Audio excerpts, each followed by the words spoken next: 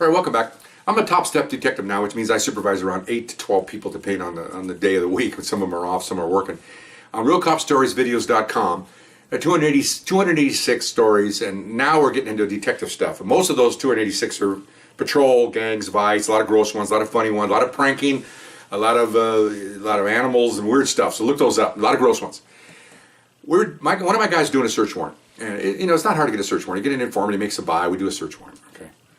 So I'm the boss now. So by mandate, when we come out of our cars and run to the house to do the warrant, I have to be in the back of the line. When I was a young detective, I was in the front of the line with a shotgun. But now I'm in the back of the line because if something happens, I have to make sure that the boss doesn't get shot, and I have to direct traffic on the radio. I have to make sure I call SWAT. So they don't want the main guy shot, so I'm in the back. Believe me, I did not like that. I wanted to be up there in front. But anyway, it's hard to compete with, 12 alphas in front of me. Everybody wants to be there. Okay, if it was a barn door, they don't want to come in at the same time. Okay, seriously. But anyway, so real simple. We're coming around the corner. We're lined up, running up. We have our ninja gear on, our helmets and everything. A couple guys on the porch, and they try to get off the porch. A couple of guys grab them, and they got them on the ground on the porch, cuffing them, and the rest of the guys are going into the house. Okay, so I'm in the back of the line. I'm looking. We have uniformed with us. We have 6 uniforms with us and 2 supervisors from the patrol area to help us. We have some officers go in the back. A lot of moving parts here. Probably a good 16 officers to do this warrant. And once the warrant's over, then those 6 officers and the supervisor, those 8, will be left to go back to handle radio calls to help the public. They're just there for 6 minutes, 7 minutes to help us, and then they're gone. So we don't take a lot of patrol from normal functions helping the public. So, of course, their uniform guys are all over the house, and their supervisors behind me, because they just want to watch. They're to supervise their people and watch what's going on here. And again, I'm higher than them in rank. So I have another supervisor who goes in the house, and there's a couple of people in the house, and the house is secure. Now they're searching.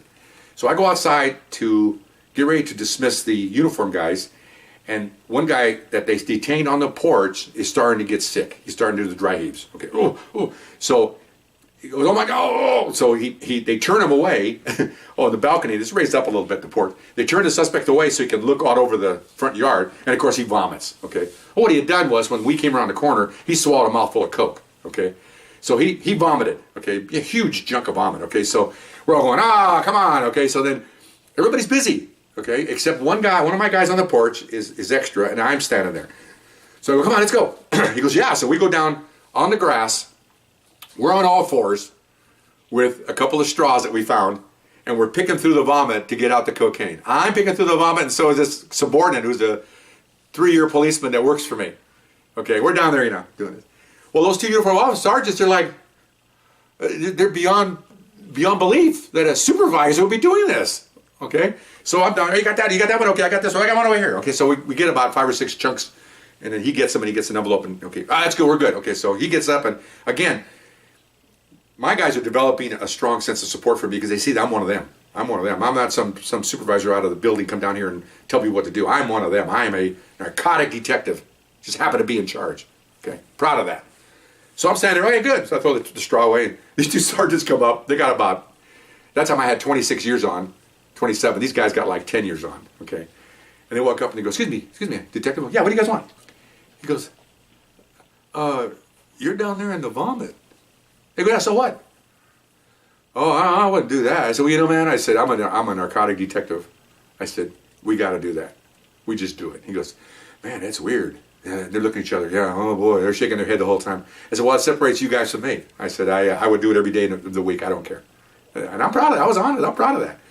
So you can go ahead and secure your guys and, go back to what you were doing. Okay, so guys come out and you can still see them shaking their heads and talking and looking back at me like they couldn't believe that here's somebody higher than them, just below a lieutenant, down there on all fours, picking through vomit. I loved it. This is what I do, okay? So anyway, so that's pretty cool. So we got some more dope now. This is low-level narcotics. Other stories I told you about on Real Cop Stories videos, we're getting kilos and all this stuff. This is just like, bits and pieces and chump change. But it's all good. We clean the house out. The neighbors love it because they called. This house is now empty of dope dealers, and that's what we're supposed to be doing down there, taking care of these poor people. Okay. So anyway, hope you enjoyed it. We'll see you next time. All right, bye-bye.